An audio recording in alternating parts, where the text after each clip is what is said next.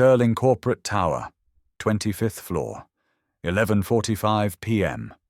Danny Hayes knelt on the marble floor, scrubbing dried coffee stains with calloused hands.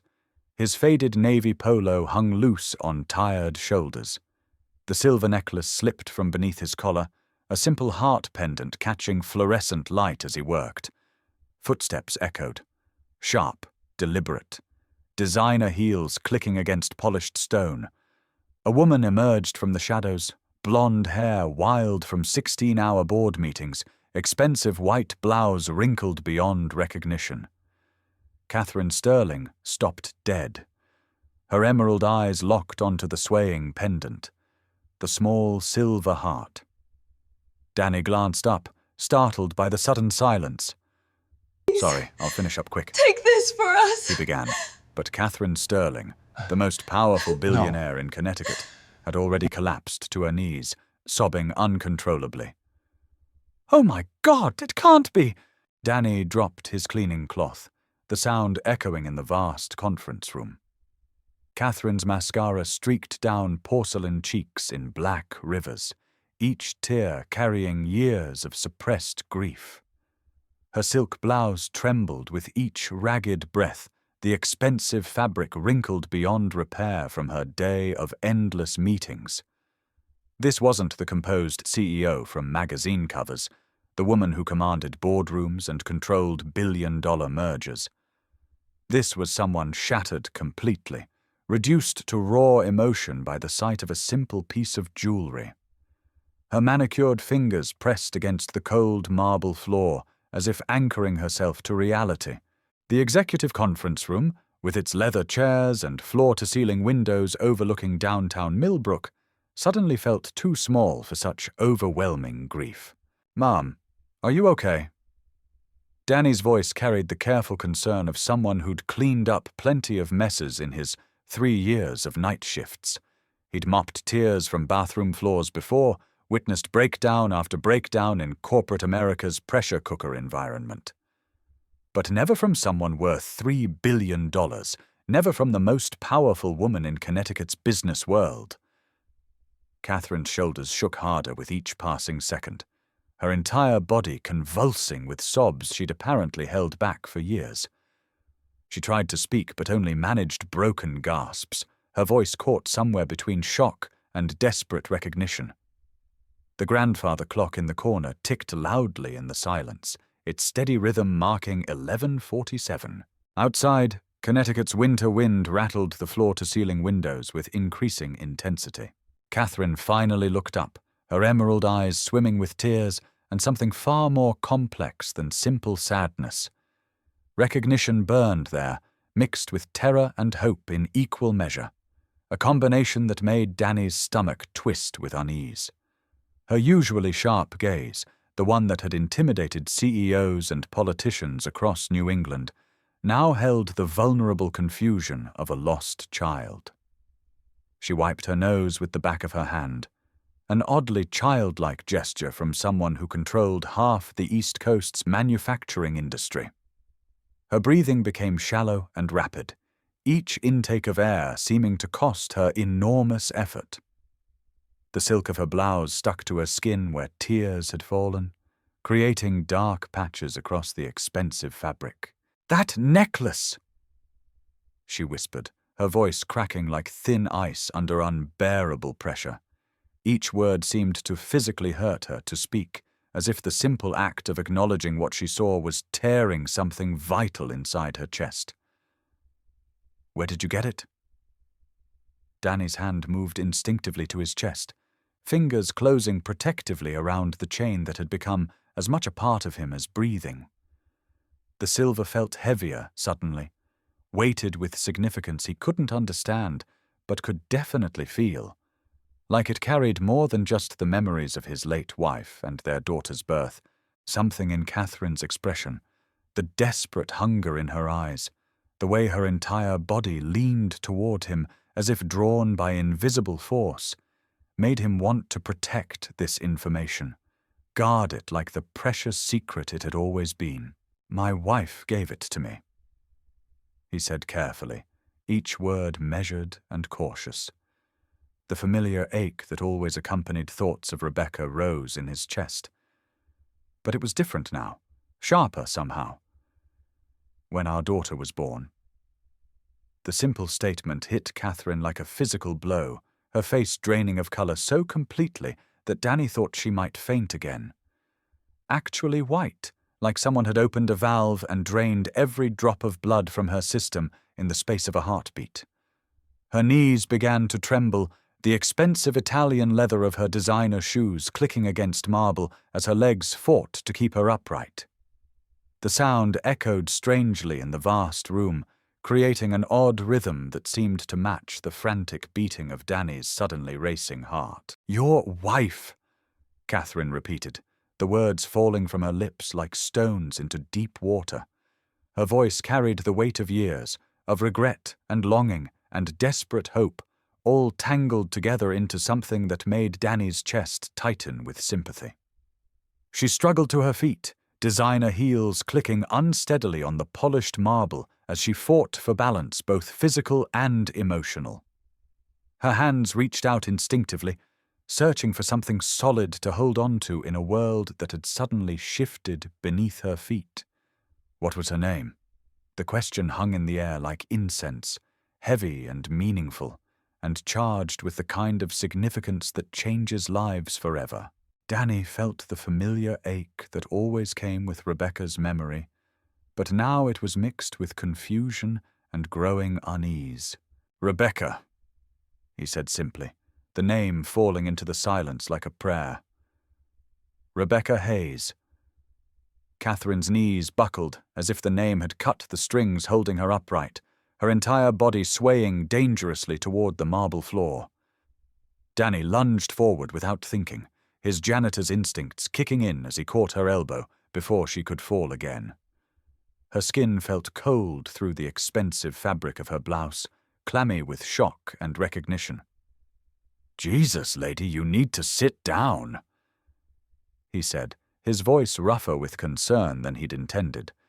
He guided her to the nearest chair, a $1,000 piece of Italian leather that probably cost more than his monthly rent. Katherine gripped the armrests like she was hanging off a cliff, her knuckles white with the effort of holding herself together. "Rebecca Hayes," she repeated, her voice sounding hollow and empty, as if speaking the name had sucked something vital from her lungs. The words echoed strangely in the conference room, bouncing off polished surfaces and expensive artwork like ghosts refusing to be silenced. Born 1992, brown hair, green eyes, that little scar on her chin from falling off her bike when she was 7.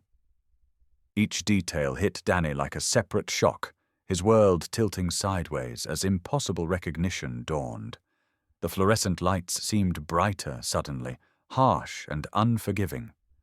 The air conditioning hummed louder, filling the space between Katherine's words with mechanical noise that somehow made everything feel more surreal. Everything felt sharp and wrong and impossible, like he'd stumbled into someone else's nightmare. "How do you know that?" His voice came out rougher than intended, more demanding than a night janitor had any right to be with a billionaire CEO. But fear made him bold, protective instincts flaring as he thought about his wife's secrets, about the privacy he'd fought so hard to maintain for Mia's sake. Katherine flinched like he'd slapped her, her emerald eyes wide with something that looked almost like guilt. She pulled a wallet from her designer purse with shaking fingers, the expensive leather trembling in her grasp. Everything about her screamed money and power, the cut of her clothes, the weight of her jewelry, the way she carried herself even in breakdown. But her hands trembled like a frightened child's, betraying the vulnerability beneath all that wealth and authority.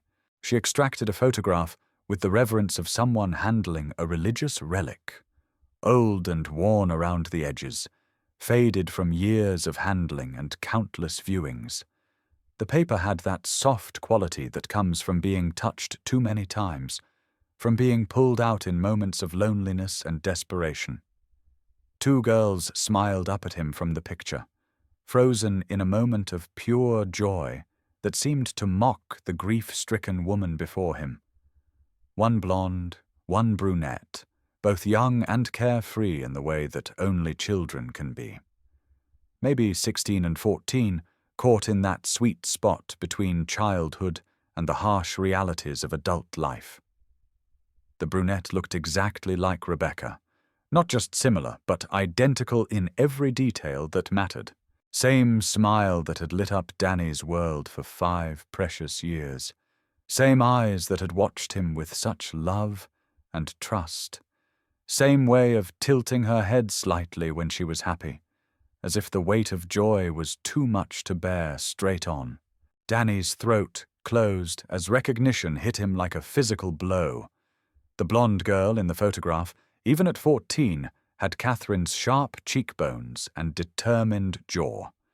Her piercing green eyes held the same intelligence that now stared at him across the conference table, though they were bright with youth rather than darkened by years of regret. The family resemblance was unmistakable, undeniable, written in bone structure and shared expressions that no amount of time could erase. "She was my sister," Katherine whispered, the words hitting Danny like physical blows, delivered one after another. Sister. Little sister. The concepts reverberated through his mind, each repetition bringing new implications, new questions, new impossibilities. Rebecca had never mentioned a sister, never talked about family beyond her adoptive parents who died when she was 16. She'd spoken of loneliness, of being alone in the world, of having no one but Danny and eventually Mia. But looking at this photograph, seeing the obvious resemblance and the genuine love in both girls' faces, feeling the weight of Katherine's grief like a tangible presence in the room, he couldn't deny the evidence before his eyes. The truth sat there in black and white, decades old but undeniable. "That's impossible," he said anyway, because impossible felt safer than the alternative that was rapidly taking shape in his mind. The alternative that would mean Rebecca had lied to him, had hidden fundamental truths about who she was and where she came from. Rebecca didn't have family. She was alone. Katherine laughed, but the sound held no humor whatsoever, bitter and sharp and full of self-recrimination. It belonged in funeral homes and hospital corridors, not in boardrooms where million-dollar deals were made. "She chose to be alone," Katherine said, her voice breaking on each word. "Because of me." The photograph fluttered in her shaking hands like a captured bird desperate for freedom. "Because I was a terrible sister who cared more about control than love, more about what I thought was right than what she actually needed." Danny sank into the chair across from her, his cleaning cart sitting abandoned by the door like a monument to the normal life that had just been shattered forever. His legs felt weak, unsteady, as if the marble floor beneath him had turned to quicksand. The silver heart pendant felt like it weighed 100 pounds against his chest, Rebecca's final gift transformed from a token of love into something far more complex and mysterious. Their connection to each other and to Mia, yes, but now apparently also a connection to this broken billionaire who claimed to be family. The heating system hummed quietly overhead, a steady drone that somehow made the silence between Katherine's words feel even more profound. "What happened between you two?" Danny asked, though part of him wasn't sure he wanted to know. Some truths were too heavy to bear, too complicated to process. But Katherine had opened this door, had shattered his understanding of his wife's past with a few simple words and an old photograph. Now he needed the whole story, no matter how much it might hurt. Katherine stared at the photograph with the intensity of someone trying to will the past back to life through sheer force of longing. Her thumb traced the brunette's face, Rebecca's face, with infinite tenderness, as if the paper might somehow carry her touch back through time. "I thought I knew what was best for her," she said finally, each word careful and precise, like she was testifying in court. "Always, From the moment our parents died, and I became her guardian. She was 18 then. Katherine continued, her voice growing stronger as she found her rhythm in the familiar territory of confession. Rebecca was just 14, still a child in so many ways despite the tragedy that had aged her beyond her years. Katherine had inherited everything when their parents died in a car accident on Christmas Eve, the family business that was already worth millions, the responsibility for her younger sister's future, the crushing pressure to keep their world from falling apart. At 18, she'd become mother and father and provider all at once, with no guidebook and no experience beyond her own grief and determination. I pushed her toward business school, Katherine said, her voice growing quieter with each word, as if the memories were stealing her strength. Toward following in my footsteps, toward becoming another Katherine Sterling clone who could help me build the empire I was so certain we needed. But Rebecca wanted art. She wanted to teach children, to make things beautiful instead of profitable. She wanted a simple life with simple joys, cottage gardens and homemade bread, and time to read books that had nothing to do with quarterly reports. Katherine's laugh was bitter and self-aware. I called her naive, told her she was wasting her potential, throwing away opportunities that other people would kill for. I thought I was protecting her from disappointment, preparing her for a world that would crush dreamers like her. The heating system clicked off with a mechanical sigh, leaving the room in a silence broken only by Katherine's increasingly ragged breathing. The absence of sound somehow made her words more powerful, each confession landing with the weight of years of regret. She left the day she turned 18. Katherine continued, her voice barely above a whisper now. Changed her name back to Hayes, our birth parents' name before the adoption. Said she never wanted to be a Sterling again, never wanted to be associated with what our family had become under my leadership. Said I'd shown her what money and power really cost, and she refused to pay that price. Danny watched tears fall onto the photograph, each drop magnifying Rebecca's smile and making her look more real, more present, as if she might step out of the faded paper and into the room with them. He could picture it so clearly now. 18-year-old Rebecca walking away from wealth and security because she valued her freedom more than comfort, choosing uncertainty over control. It was exactly the kind of thing his wife would have done, the sort of principled stand that had drawn him to her in the first place. I tried to find her, Katherine whispered, her composure cracking again as fresh tears began to fall. Hired the best private investigators money could buy, tracked every lead no matter how thin or expensive. But Rebecca was smart, smarter than I'd given her credit for. She knew how to disappear, how to become invisible in a world that runs on documentation and digital footprints. Katherine's laugh held no humor whatsoever, just the bitter recognition of irony. She'd learned from the best, after all. I'd taught her how to cover tracks and hide assets during our father's difficulties with the IRS, back when she was just a kid watching her big sister navigate legal complexities that would have defeated most adults. The admission hung between them like a confession, heavy with implications that Danny was only beginning to understand.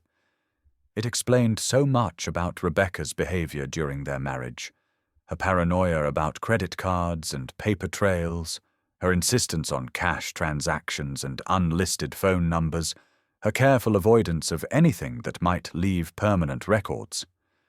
He'd assumed it was anxiety from losing her parents so young, trauma manifesting as hypervigilance.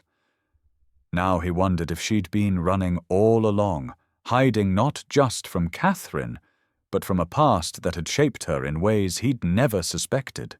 But you found her eventually, Danny said, though it wasn't really a question. He could see the answer in Katherine's haunted expression, in the way her hands clutched the photograph like a lifeline. Katherine nodded slowly, each movement seeming to cost her enormous effort. 3 years ago, she said, her voice breaking completely on the words. My investigators finally located her in Hartford. She was pregnant, glowing with the kind of happiness I'd never seen in all our years together. Working as a substitute teacher at an elementary school, living in a tiny apartment that probably cost more per month than I spent on wine. Katherine's voice grew wistful as she described the surveillance photos her team had taken. Rebecca reading to children, Rebecca grocery shopping with careful attention to prices, Rebecca sitting in parks and feeding ducks with the contentment of someone who'd found exactly what they were looking for in life. She looked so happy, Katherine whispered, so completely at peace in a way she'd never been when we were together. Like she'd found everything I'd tried to talk her out of wanting, everything I'd dismissed as foolish dreaming. Danny's hands clenched into fists as the full implications of Katherine's words sank in. You had her followed? The protective instinct that had kept him working 3 jobs, that had driven him to night shifts and double overtime and every sacrifice necessary to provide for his family, flared hot and dangerous in his chest. You spied on my wife? The words came out harsh and accusing, janitor politeness abandoned in the face of this violation.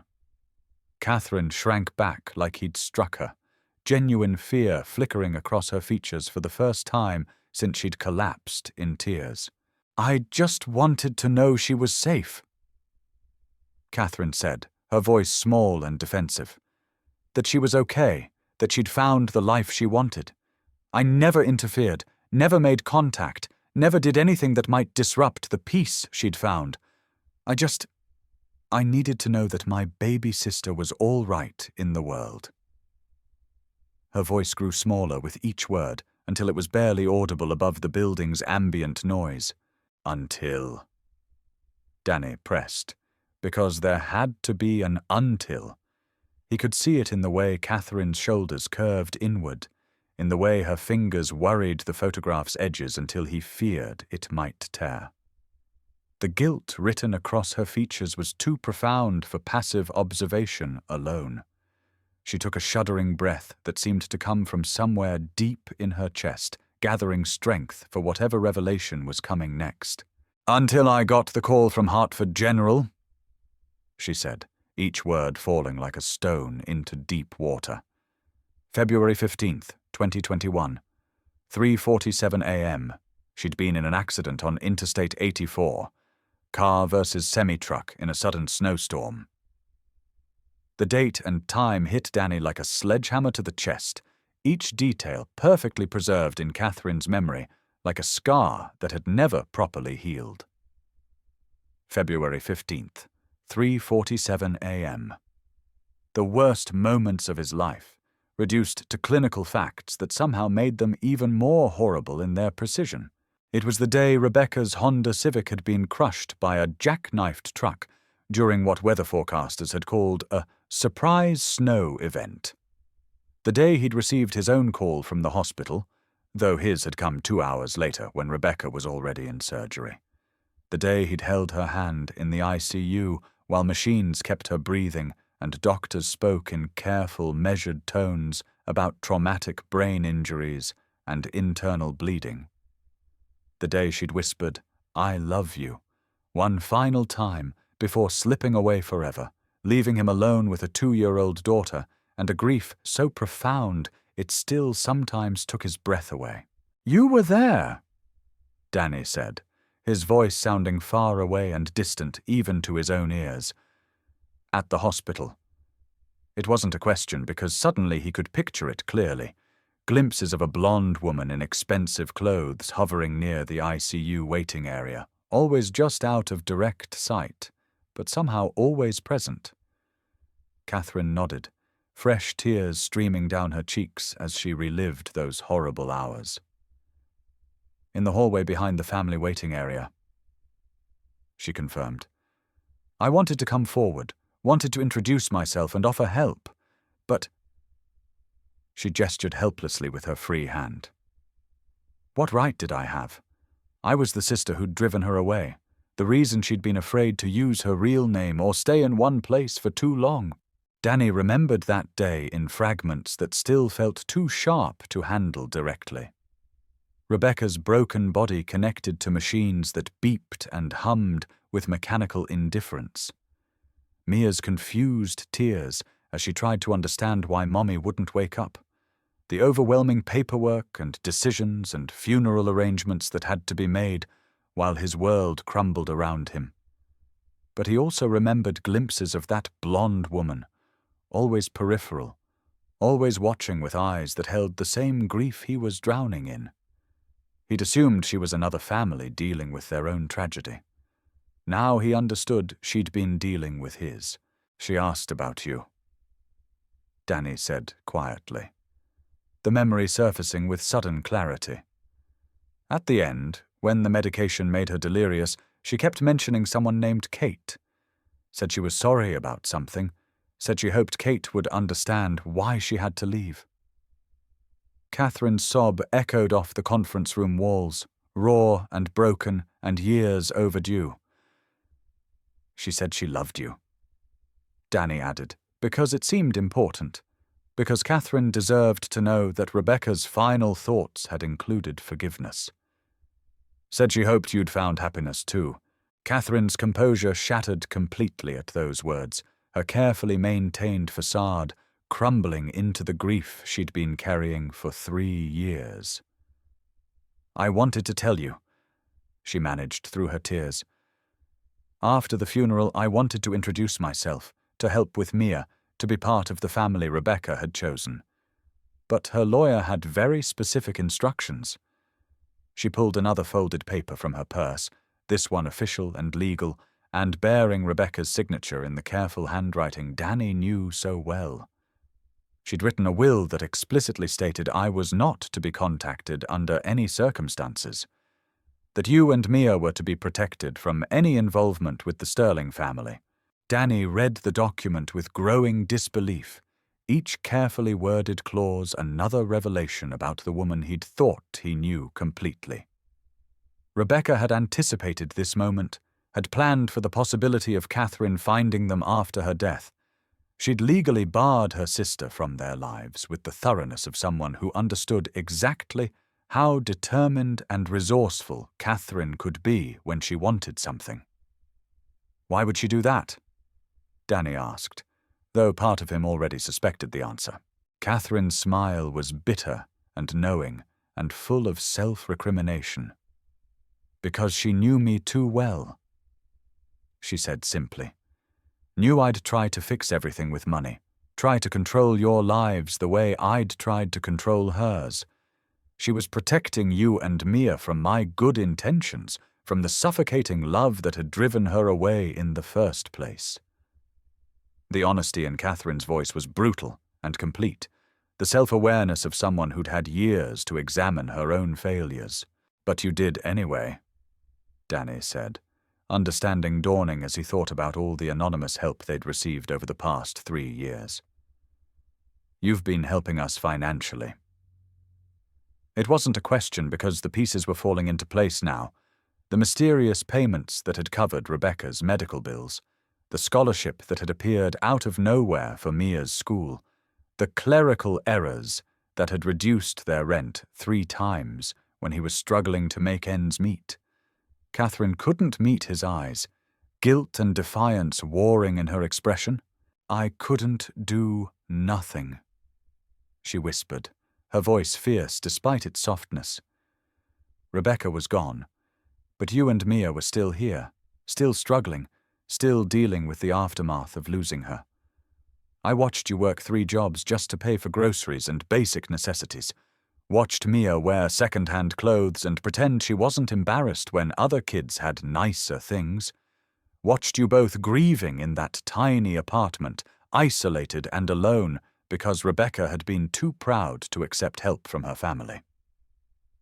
Katherine's voice grew stronger as she spoke, conviction replacing guilt. "So, yes, I helped. Anonymously, through shell companies and charitable foundations, in ways that couldn't be traced back to me, the way Rebecca would have wanted, without strings attached, without obligations, without the control she was so afraid of. Danny felt the room spinning around him as the full scope of Katherine's involvement became clear.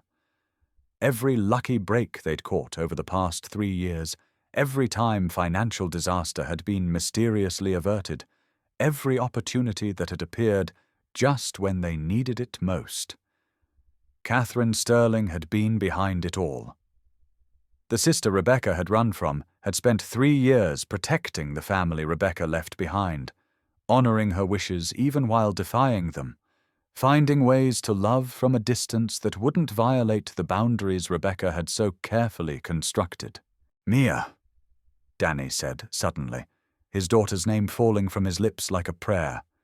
His daughter. Their daughter. Rebecca's daughter.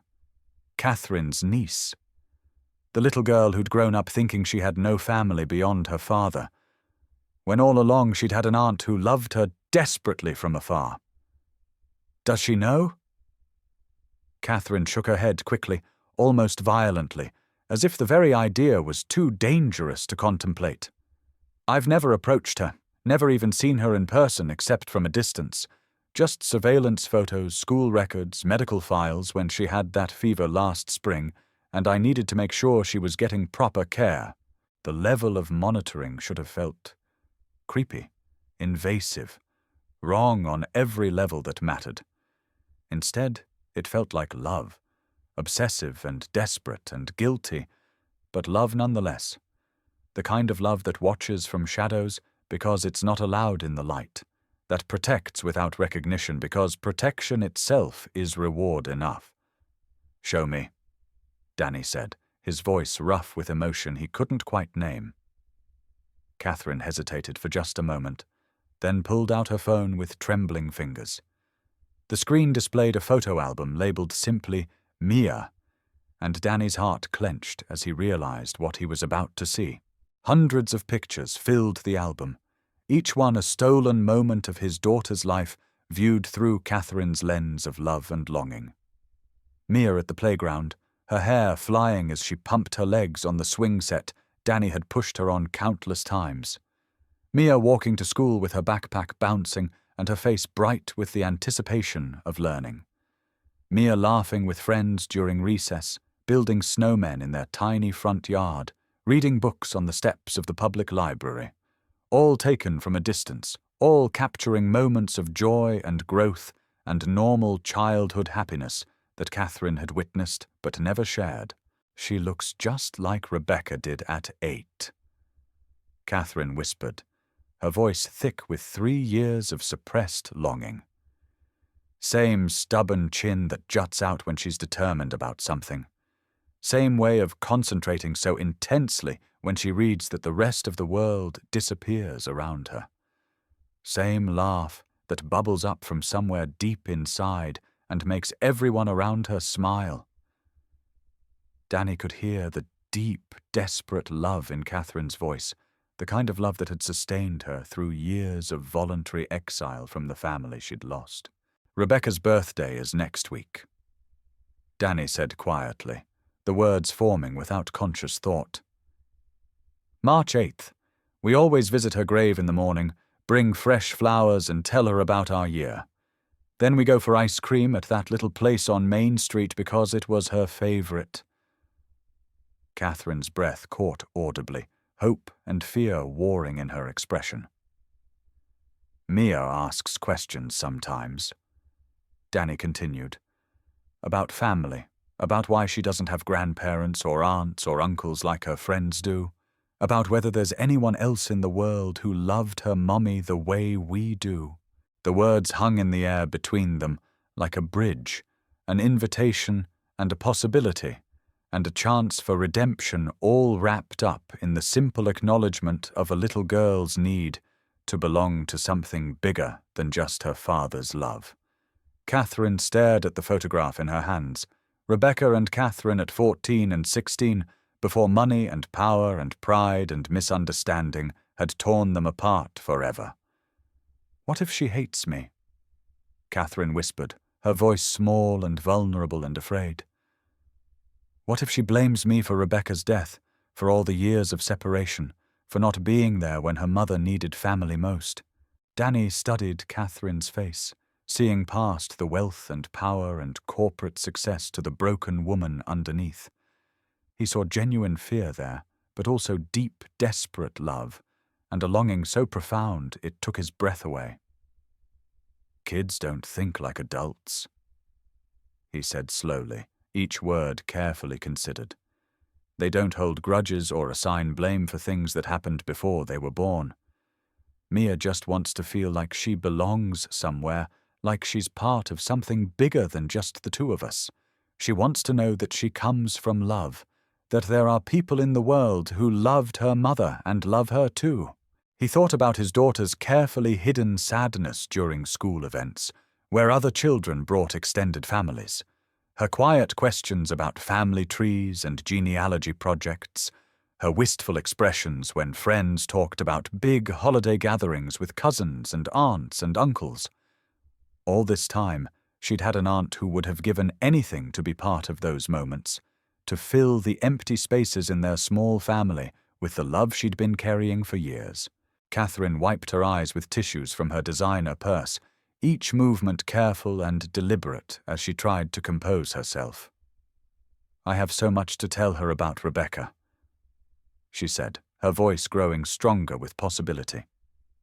"About when we were children, about the games we played and the secrets we shared, about how Rebecca used to make these elaborate treasure hunts for my birthday, hiding clues all over the house for hours until the final treasure was always something she'd made herself.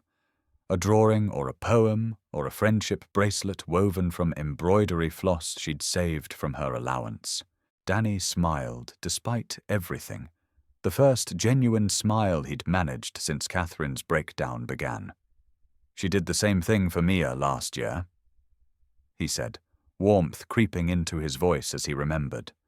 "Hid birthday clues around our apartment for what felt like miles, each one more creative than the last. The final present was a photo album she'd been secretly working on for months, filled with pictures of all of Mia's friends and favorite moments, and little handwritten notes about why each memory was special." Katherine's face lit up with recognition and joy, the family resemblance to Rebecca suddenly unmistakable in her expression. "That's so Rebecca," she said, laughing through her tears. She never bought presents if she could help it. She created experiences, made memories, turned gift-giving into adventures that lasted for hours. She said the joy was in the journey, not the destination. "I could tell Mia those stories," Katherine said hesitantly, hope and fear balanced on a knife's edge in her voice. If you'd allow, I have photographs and videos and memories that go back to when Rebecca was Mia's age. I could help her understand where she comes from, help her know that she's part of a family that goes back generations." Danny looked at this broken, powerful woman who'd spent 3 years loving his daughter from a distance, who'd honored Rebecca's wishes even when it meant staying away from the only family she had left. "There's something else," Katherine said, reaching into her purse again with hands that shook slightly from emotion rather than nerves. She pulled out a small velvet box, the kind used for expensive jewelry, and opened it to reveal another silver necklace. Identical to Danny's in every detail except for the engraving, which read MH plus family fox forever, in Rebecca's familiar handwriting. Danny's throat tightened as he realized the implications. Katherine had been planning for this moment for years, hoping against hope that someday she'd have the chance to give Rebecca's daughter the family heirloom she deserved. "I had it made 2 years ago," Katherine said softly. "Had the engraving copied exactly from a birthday card Rebecca sent me when she was 12, before everything went wrong between us. If this day ever came, if I ever got the chance to meet her and give her something that connected her to her mother's childhood." Danny took the box with trembling fingers, the weight of it somehow much heavier than the small piece of jewelry it contained. The necklace was perfect, exactly what Rebecca would have chosen for their daughter if she'd lived to see Mia grow up. "She should have it," he said quietly, his voice thick with emotion he couldn't quite control. Mia should know where she comes from, who loved her mother, who loves her. She should understand that she's part of something bigger than just the two of us, that there are people in the world who would do anything to protect her and make her happy. Katherine's tears started fresh at his words, but they were different now. Tears of relief and gratitude rather than grief and regret. "You'd really let me meet her?" Katherine asked, her voice small and wondering, as if she couldn't quite believe this was really happening. Danny stood up and walked to the window overlooking downtown Millbrook, Katherine's reflection appearing beside his in the glass like a ghost from Rebecca's past, finally stepping into the light. Below them, the city slept under its blanket of early spring snow, porch lights and street lamps creating patterns of warmth and shadow that reminded him of the constellation maps Rebecca used to trace on Mia's bedroom ceiling. "Rebecca was wrong about one thing," Danny said, his voice steady despite the emotion threatening to overwhelm him. "She thought you'd try to control our lives, try to buy our love with your wealth and power and good intentions. But you've spent 3 years proving her wrong, haven't you? You've helped without asking for credit, loved without demanding access, protected without seeking recognition. That's not the behavior of someone who wants control. That's the behavior of someone who understands what real love looks like." Katherine joined him at the window, her reflection wavering slightly through the glass, as if she were already becoming part of their story rather than standing outside it. Below them, Connecticut slept peacefully, unaware that 2 broken families were finally finding their way back together. "What happens now?" she asked, her voice soft with wonder and possibility. Danny thought about Mia asleep in their tiny apartment, about the questions she'd been asking more frequently as she grew older and more aware of what other families looked like. "Now we take it slow," Danny said, each word carefully chosen. "We let Mia get to know her aunt at her own pace, on her own terms. We tell her stories about her mother's childhood, help her understand that she comes from love, even if that love got complicated along the way. We build the family Rebecca was too afraid to believe in, the one she wanted but couldn't figure out how to create." Katherine nodded through her tears, understanding implicit in her expression. "I want that more than anything," she said, her voice fierce with longing. "But Danny, you should know something else before we go any further." The shift in her tone made Danny's blood run cold, professional concern creeping back into her voice, despite the emotional breakthrough they'd just shared. "What?" he asked, though part of him didn't want to know, didn't want anything to complicate this fragile new beginning they were building.